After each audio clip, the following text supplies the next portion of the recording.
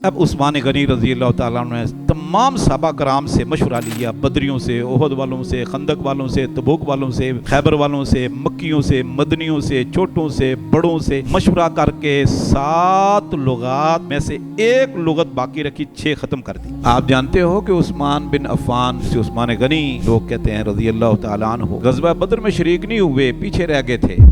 تو فرمایا جس کو اللہ رب العزت معاف کر دے، بخش دے، تو اس کا تو تذکرہ ہی نہیں کرنا چاہیے۔ پھر رسول اللہ صلی اللہ علیہ وسلم فرمایا تائب من الذنب کمن لا ذنب لہ، سچے دل سے توبہ کرنے والا ایسے ہے جس نے کوئی گناہ کیا ہی نہیں۔ کہ عثمان غنی کے خون کا بدلہ لیں گے یا زندہ واپس جائیں گے یا شہید ہو جائیں گے۔ آپ اندازہ کیجئے ایک بندے کی اسلام میں اتنی قدر و قیمت ہے، اور خاص طور پر بندہ کون ہے؟ اللہ کے نبی صلی اللہ علیہ وسلم کی 2 بیٹیوں کا شوہر، داماد، ڈبل داماد۔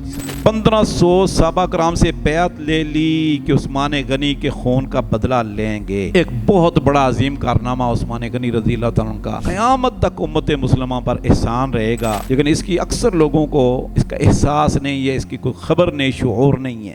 یقیناً اللہ رب العزت راضی ہو گیا ان لوگوں سے جنہوں نے درخت کے نیچے آپ کے ہاتھ پر بیعت کی۔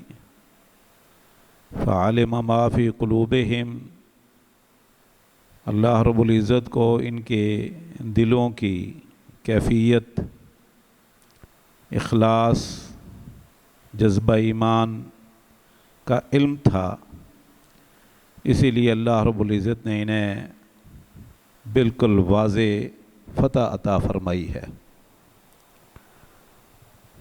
سورہ فتح کی ایک آیت آپ کے سامنے تلاوت کی ہے۔ اس میں اللہ رب العزت نے سب سے پہلے تو صحابہ کرام رضوان اللہ علیہم اجمعین کے متعلق جو لفظ استعمال کیا ہے وہ المؤمنین ہے۔ لقد رضی اللہ عن المؤمنین، تو مسلمانوں کا نام مسلمین بھی ہے اور مؤمنین بھی ہے۔ صحیح بخاری کی اور دیگر کتب حدیث کے مطابق بیعت رضوان، جسے امام بخاری نے غزوہ حدیبیہ کے نام سے صحیح بخاری میں ذکر کیا ہے، تقریباً 1500 کے قریب صحابہ کرام تھے، جس میں المہاجرین والانصار اور خواتین بھی تھیں، کیونکہ آپ عمرہ کرنے کے لیے گئے تھے تو قربانیوں کے جانور ساتھ تھے، قلادہ باندھا ہوا تھا ان کے گلے میں، لبیک اللہم لبیک کہہ رہے تھے، احرام باندھا ہوا تھا، تو عازم مکہ تھے، لیکن کفار نے ان کو روک لیا اور وہاں ایک عظیم انعام اللہ رب العزت نے مومنوں کو عطا کیا۔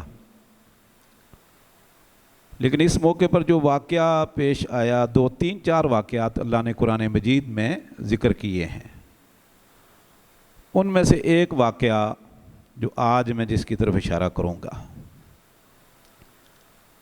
صحیح بخاری کے اندر حدیث ہے، امام بخاری مناقب صحابہ اور کتاب المغازی میں لائے ہیں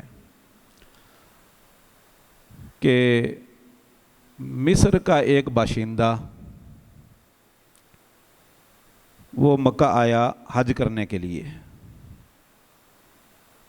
چنانچہ بیت اللہ میں ایک مجلس لگی ہوئی تھی اور لوگ ایک شخص کے ارد گرد بڑی خاموشی سے بیٹھے ہوئے تھے۔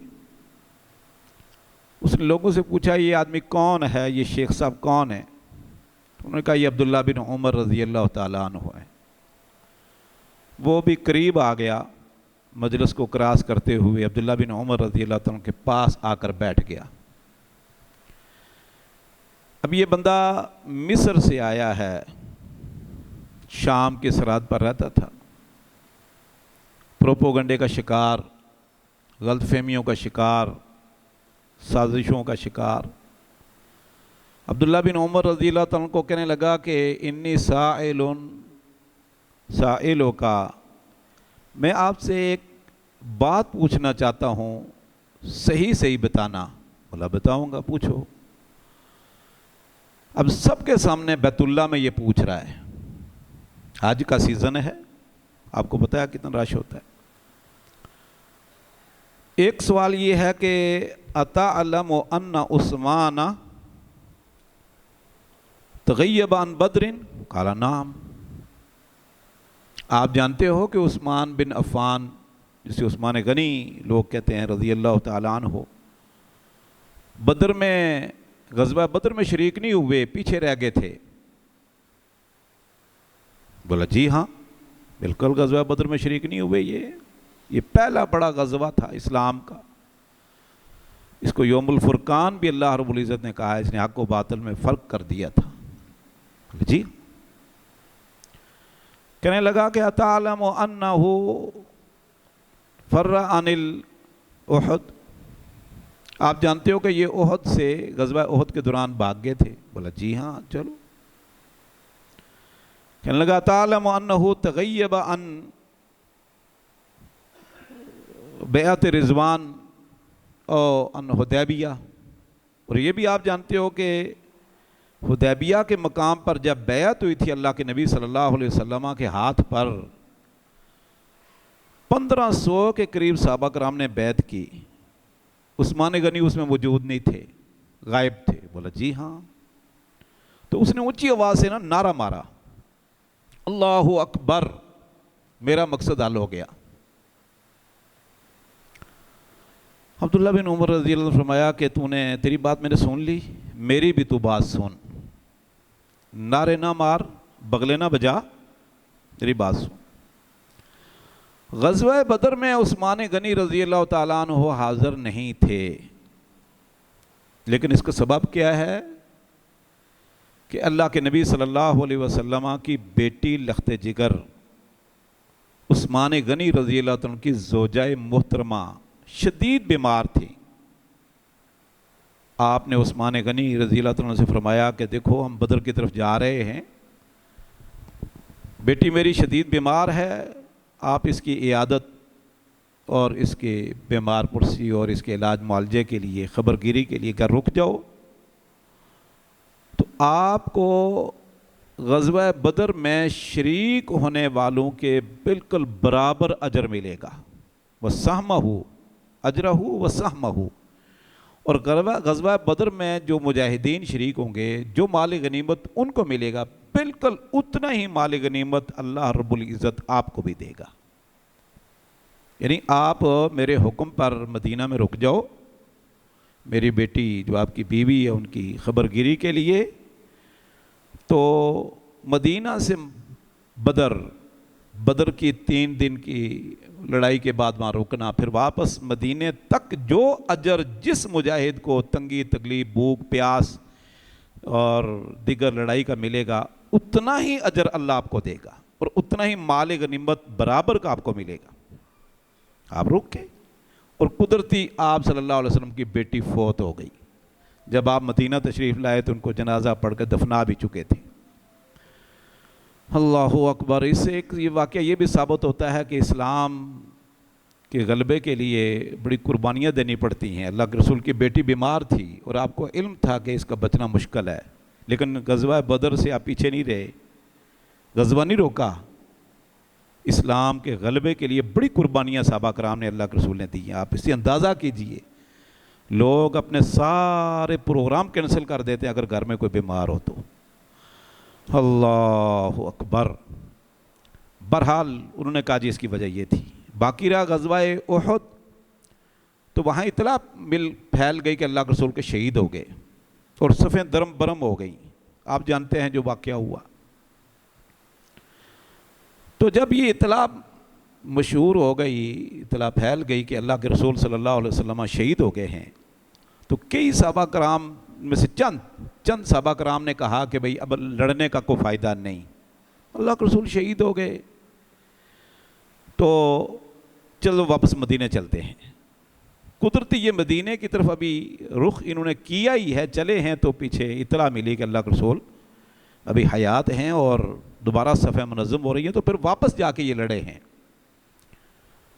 اب اسی کے بارے میں یہ قرآن مجید میں آیتیں نازل ہوئیں، وما محمد الا رسول قد خلت من قبلہ الرسل افا ام ماتا او قتلا انقلبتم علی اعقابکم ومن ينقلب علی عقبیہ فلن یضر اللہ شیئا، یہ آیتیں نازل ہوئی۔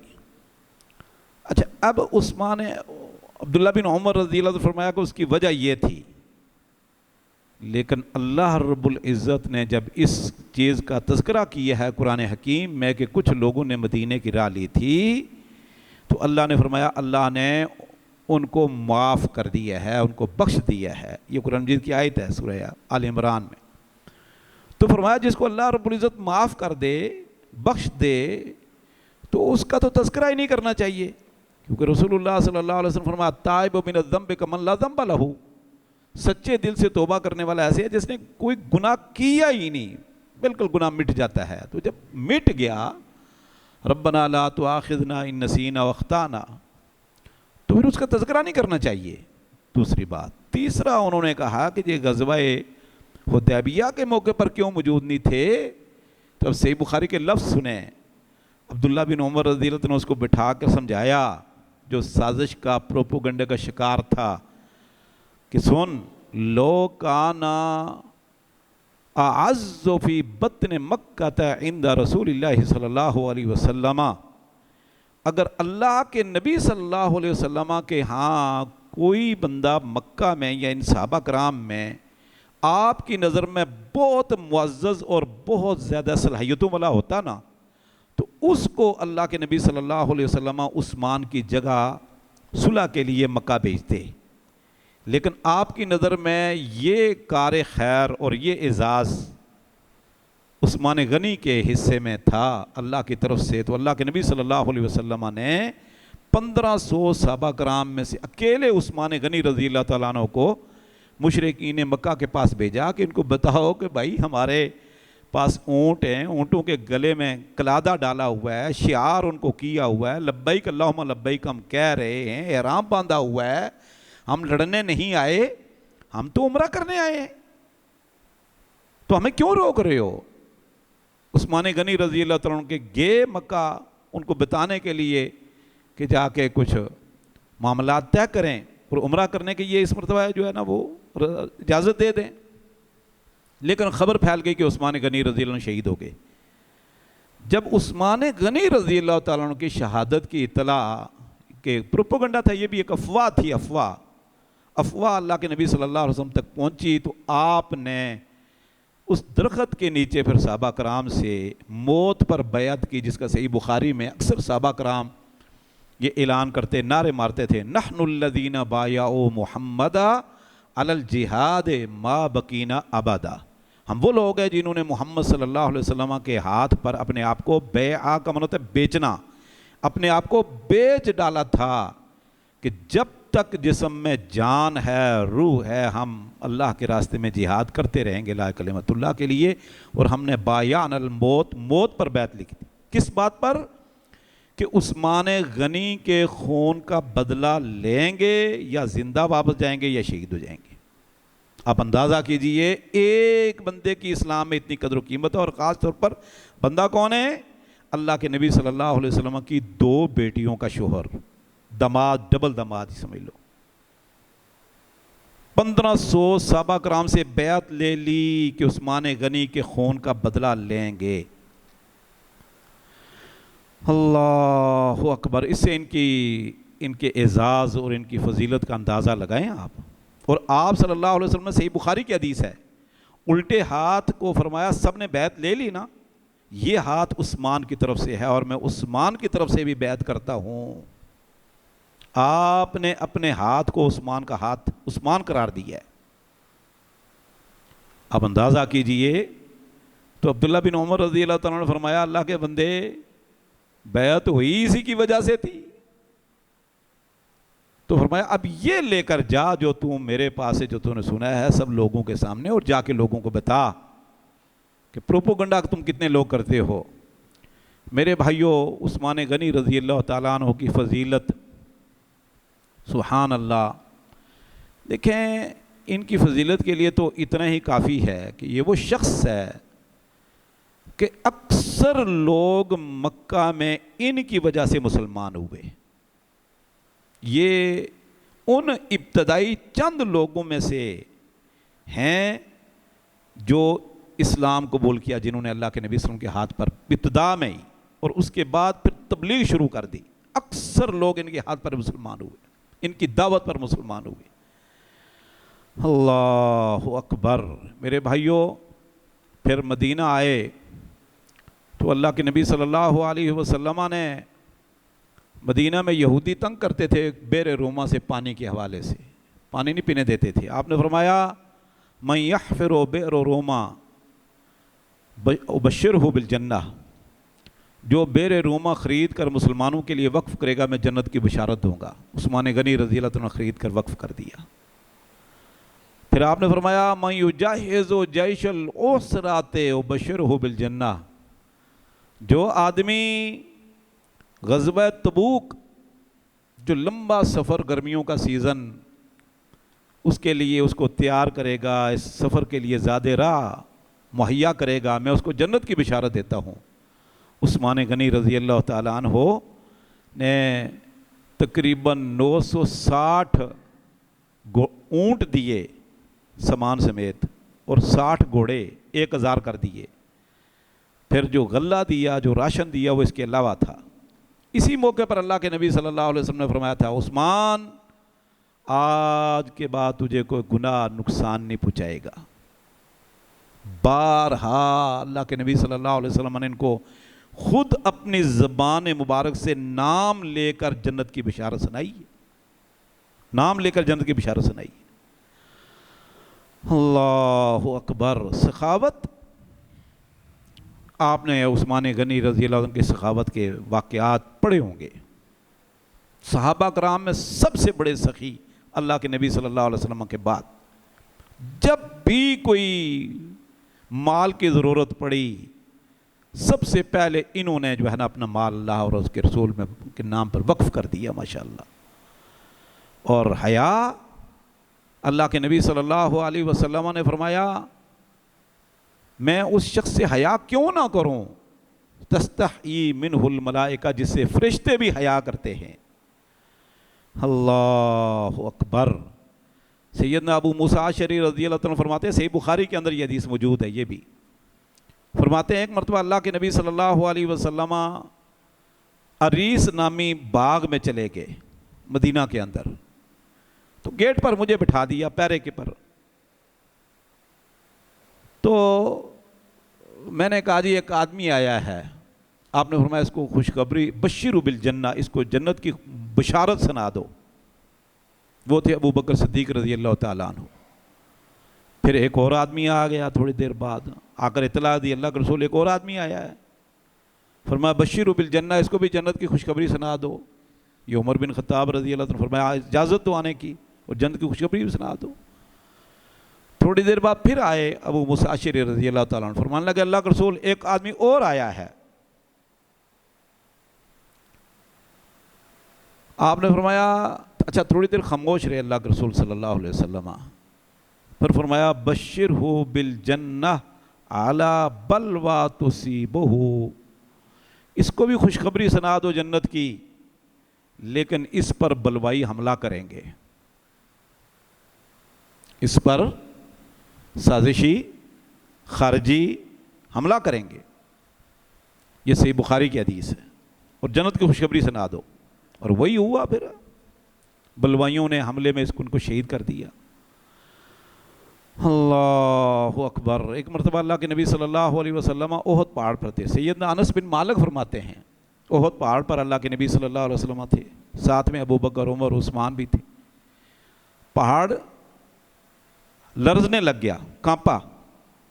آپ نے اپنے پاؤں مبارک سے ٹھوکر ماری. فرمایا اس بت یا احد، یہ اسکن احد، یہ دو لفظ ہیں. ٹھہر جا یا مضبوط ہو جا احد پہاڑ.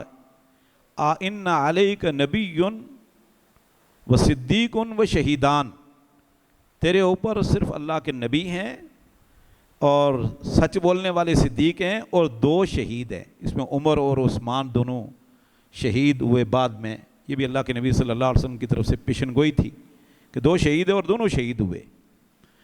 اللہ اکبر۔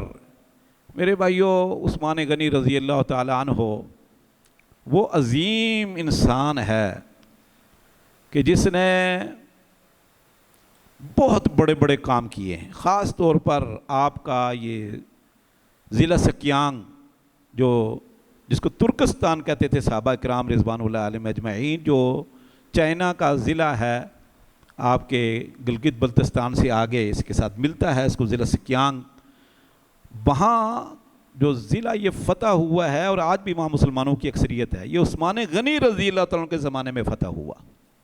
یعنی آپ اندازہ کیجئے، یہ قبرص، یہ مصر، یہ آدھا افریقہ، حتیٰ کہ عثمان غنی رضی اللہ عنہ کے زمانے میں مجاہدین آپ کے چائنا کے بارڈر پر دستخط دے رہے تھے۔ ادھر کندار کابل میں صحابہ کرام کی قبریں ہیں، آپ کے ملتان میں صحابہ کرام کی قبریں ہیں۔ یہ عثمان غنی رضی اللہ عنہ کے زمانے میں یہاں تک مجاہدین پہنچے اور اسلام پھیلا اور بہت بڑی بڑی فتوحات اللہ رب العزت نے مسلمانوں کو عطا کی۔ یہ عثمان غنی رضی اللہ عنہ کا کارنامہ ہے، ایک بہت بڑا عظیم کارنامہ عثمان غنی رضی اللہ عنہ کا، جو آج قیامت تک امت مسلمہ پر احسان رہے گا، لیکن اس کی اکثر لوگوں کو اس کا احساس نہیں ہے، اس کی کوئی خبر نہیں، شعور نہیں ہے۔ صحیح بخاری، مسلم ابو داؤد، ترمذی، نسائی، ابن ماجہ، مسند احمد، موطا امام مالک میں یہ حدیث موجود ہے کہ رسول اللہ صلی اللہ علیہ وسلم فرمایا انزل القرآن والا 7 احرف، قرآن کریم 7 حرفوں پر 7 لہجوں پر نازل ہوا ہے۔ 7 لہجے، آپ کو پتہ ہے کہ تقریباً جو دنیا کے اندر زبانیں ہیں نا، مثال کے طور پر اردو زبان ہے، تو اردو زبان کے اندر کتنے لہجے ہیں؟ دہلی والوں کا الگ ہے، کلکتہ والوں کا الگ ہے، بہار والوں کا الگ ہے۔ اسی طرح آپ سندھ چلے جائیں تو جو کراچی کے قریب سندھی ہیں، جو پنجاب کے قریب سندھ کے علاقے ہیں، ان کی سندھی زبان کے لہجوں میں، الفاظ میں تھوڑا بہت فرق ہے۔ اسی طرح پنجابی ہے، لاہور کی پنجابی ہے، گجرانوالا کی، سرگودا کی، نارووال کی، چنیوٹ کی، بڑا فرق ہے، الفاظ میں فرق ہیر پھیر آ جاتا ہے۔ تو یہ دنیا کا نظام اللہ رب العزت نے بنایا، جو قومیں دوسروں کے ساتھ بارڈر ملتے ہیں تو تھوڑی بہت زبان میں بلوچی ہے، آپ یہ ہمارے ہاں جو بلوچی ہیں اس طرف ان کا، اور جو ایران کے بارڈر پر جو بلوچی ہیں آپ ان کی زبان دیکھیں فارسی کے ساتھ ملتی جلتی ہے۔ تو ہر 40 میل کے بعد زبان تھوڑی سی بدل جاتی ہے۔ اس کو کہتے ہیں کہ زبان کے لہجے بدلنا، لہجات میں فرق ہوتا ہے۔ آزاد کشمیر چلے جائیں کئی زبانیں بولی جاتی ہیں، دیکھنے میں سمجھتا ہے ایک ہی زبان ہے، لیکن لہجوں کا فرق ہوتا ہے۔ وہاں کے لوگ بھی شاید اگر دوسرے ضلع میں چلے جائیں تو شاید انہیں بولنے مشکل ہو جائے۔ تو یہ لہجات ہوتے ہیں زبان کے، الفاظ کا کچھ نہ کچھ فرق ہوتا ہے۔ تو اس طرح عربی زبان کے لہجے اور الفاظ میں بھی کچھ نہ کچھ فرق ہے۔ تو 7 بڑے قبیلے تھے، بنو خزیمہ تھے، اور اسی طرح قریش تھے، ہاشمی تھے، فلاں فلاں فلاں، بڑے بڑے 7 قبائل تھے نا مشہور، وسعت رکھنے والے، ان کی زبان میں قرآن نازل ہوا۔ مثال کے طور پر مثلا اس کا معنی یہ ہے کہ کچھ نہ کچھ فرق پڑ جاتا تھا۔ میں مدینہ یونیورسٹی میں پڑھتا رہا 4 سال کلیت الشریعہ میں، ہمارے ایک استاد تھے، وہ ادخل کی جگہ ادخل کہتے تھے، اور اسی طرح آپ دیکھیں لغہ عربیہ کی جو کتابیں ہیں اس میں یہ فلاں قبیلے کا لفظ ہے، یہ فلاں قبیلے کا لفظ ہے۔ مثلا قرآن مجید میں ہے قل یا اہل الکتاب تعالوا الی کلمۃ سواء بیننا و بینکم، کہہ دیجئے اے اہل کتاب یہود و نصارہ، آؤ، تعالوا، آؤ، الی کلمۃ، ایک ایسے عقیدے کی طرف، ایک ایسے منہج کی طرف جو ہمارے اور آپ کے درمیان مشترک ہے، وہ ہے کہ اللہ کی عبادت کرے اور کسی کو شریک نہ ٹھہرائیں اللہ کے ساتھ۔ اب یہ تعالوا کی جگہ قرآن مجید میں کسی جگہ تھا حلموا، کسی کی طرح اقبلوا، کسی قرآن مجید تھا اسرعوا، معنی سب کا ایک ہے، جیسے خواہش ہے، چاہت ہے، تمنا ہے، آرزو ہے، امنگ ہے، یہ 4-5 لفظ ہیں لیکن معنی اس کا ایک ہے، لفظ الگ الگ ہے۔ اسی طرح قرآن مجید میں ان الفاظ کا فرق تھا. 7 لغات پہ قرآن نازل ہوا. کسی قرآن مجید میں اس لفظ کی جگہ دوسرا لفظ تھا, کسی اور قبیلے والے اس لفظ کی جگہ اس طرح پڑھتے تھے, کوئی زبر کی جگہ زیر دیتے, کوئی زیر کی جگہ زبر دیتے تھے الفاظ کو. اب جب یہ صحابہ کرام تو سمجھتے تھے کیونکہ وہ عربی تھے, اللہ کے نبی صلی اللہ علیہ وسلم کے شاگرد بھی تھے اور خالص عرب تھے. جب یہ اسلام پھیلا اور ایران فتح ہوا, عراق فتح ہوا, قبرص ہے, مصر ہے, افریقہ ہے, آپ کے کابل قندار اور سکیانگ تک مسلمان آ پہنچے.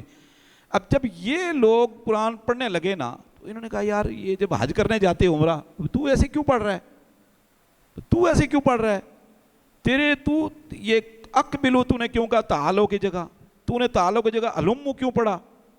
تو ایک دوسرے کو وہ کہتے ہیں تو غلط ہے, وہ تو غلط ہے, ان کا حق ہو گیا. حتیٰ کہ کفر تک معاملہ جا پہنچے, وہ کہتے تو کافر ہو گیا یہ لفظ تو نے پڑھا. وہ بھائی یہ بھی معنی ایک ہے, لیکن اجمی لوگ تھے, غیر عربی لوگ تھے, زبان عربی سے واقف نہیں تھے کہ یہ دونوں کا ایک ہی, تینوں چاروں کا ایک معنی ہے. اب اس میں کئی صحابہ کرام نے مشورہ دیا عثمان غنی خلیفہ ثالث کو, بھئی یہ تو لوگ ایک دوسرے کو ماریں گے, جو اجمی لوگ مسلمان ہو رہے ہیں یہ عربی کی حقیقت کو نہیں سمجھتے. آپ جانتے ہیں عربی کے اندر محاورے ہیں, ضرب الامثال ہیں, ان کا تعلق زبان کی اصل سے ہوتا ہے, تو ترجمہ نہیں کیا جا سکتا. اب عثمان غنی رضی اللہ تعالیٰ عنہ نے تمام صحابہ کرام سے مشورہ لیا, بدریوں سے, احد والوں سے, خندق والوں سے, تبوک والوں سے, خیبر والوں سے, مکیوں سے, مدنیوں سے, چھوٹوں سے, بڑوں سے مشورہ کر کے 7 لغات میں سے ایک لغت باقی رکھی, 6 ختم کر دی. اور کون سی لغت باقی رکھی؟ قریش کی, کیونکہ محمد صلی اللہ علیہ وسلم قریشی تھے, قریش سب سے بڑا قبیلہ تھا. تو قریش کی لغت کو باقی رکھ کر باقی جو الفاظ ملتے جلتے تھے, ہم معنی جس کو آپ کہتے ہیں ہم معنی لفظ, کہ اس کی جگہ آپ نے دوسرا لفظ لگا دیا, کوئی حرج نہیں. لیکن اجمی لوگ اس حقیقت کو, اس باریکی کو نہیں سمجھتے تھے, لہٰذا انہوں نے صحابہ کرام نے فرمایا ختم کر دو. تو 6 لغات ختم کر دیں, ایک لغت آج باقی ہے. میں کبھی کبھی سوچتا ہوں جب ہم یہ پڑھتے تھے نا قرآن مجید میں, یا حدیث مبارکہ ہم نے پڑھا کہ 7 لغات پر قرآن نازل ہوا, تو میں سمجھتا تھا کہ اگر آج اگر وہ لغات ہوتی تو جب قرآن ایک حرف کا بھی فرق نہیں, پوری دنیا میں کہیں چلے جائیں, مشرق مغرب شمال و جنوب, افریقہ میں, صحراؤں میں, کہیں چلے جائیں, آپ کو وہی قرآن ملے گا جو پاکستان میں ہے. کتابت کا فرق ہوگا تھوڑا بہت, لیکن لفظ اور حروف کا فرق نہیں ہے, ایک حرف کا فرق نہیں, آگے پیچھے نہیں. وہاں تو پورے لفظ آگے پیچھے تھے. تو آج کا ہمارا کیا بنتا, کتنے فرقے ہوتے, اور کتنا, ہر شخص کہتا میرے پاس اصلی ہے, وہ کہتا میرے پاس اصلی ہے, تو کافر ہے, تیرے پاس جعلی ہے. یہ اللہ رب العزت کا بہت بڑا احسان ہے. صحابہ کرام نے خلیفہ ثالث کی زندگی میں پورے اجتماعی صورت میں مشورہ دیا کہ بھائی اس قتل و غارت اور جنگ و جدل سے بچنے کا, جب کہ ہم موجود ہیں, اللہ کے رسول کے صحابہ کرام موجود ہیں, تابعین موجود ہیں, دین کے قریب ہیں, اور ہم ان کو سمجھا رہے ہیں, اس کے باوجود یہ ایک دوسرے کو مطلب تو اور میں کی چلی, اور یہاں ایک دوسرے تو غلط ہے, میں حق پر ہوں, تو باطل پر ہے, میں, تو بعد میں کیا بنے گا. تو انہوں نے 6 لغات ختم کر کے قریشی لغت پر قرآن کو رکھا, اور عثمان غنی رضی اللہ تعالیٰ کے سر یہ صحرا جاتا ہے, یہ اعزاز جاتا ہے. اس پر صحابہ کرام کا اجماع ہے, دنیا کے اندر کسی ایک صحابی نے بھی مخالفت نہیں کی, سب نے کہا کہ بالکل یہ ہونا چاہیے. اور الحمدللہ آج عثمان غنی رضی اللہ تعالیٰ کے آرڈر پر یہ کام ہوا, اور ان کی محنت, جدوجہد, کوشش سے یہ کام ہوا ہے. میں اور آج اس عثمان غنی رضی اللہ عنہ اس کام کی وجہ سے یہ کہنے کے قابل ہیں کہ دنیا میں کہیں چلے جائیں قرآن کریم کا کوئی بھی لفظ آگے پیچھے نہیں. تو میرے بھائیوں, ویسے فضیلت تو آپ بے شمار سنتے رہتے ہو, تو کچھ ایسی چیزیں ہوتی ہیں جو عام کتابوں میں نہیں لکھی ہوتی, لیکن وہ اس آدمی کی دنیا اور آخرت کی کامیابی اور کامرانی کے لیے یہی کافی ہوتا ہے.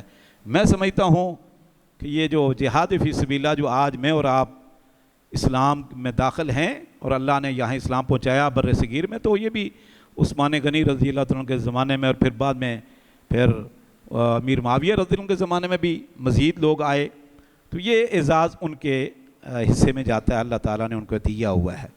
تو ہمیں ان لوگوں کے بارے میں پروپوگنڈے کا شکار نہیں ہونا چاہیے۔ جزاکم اللہ خیر۔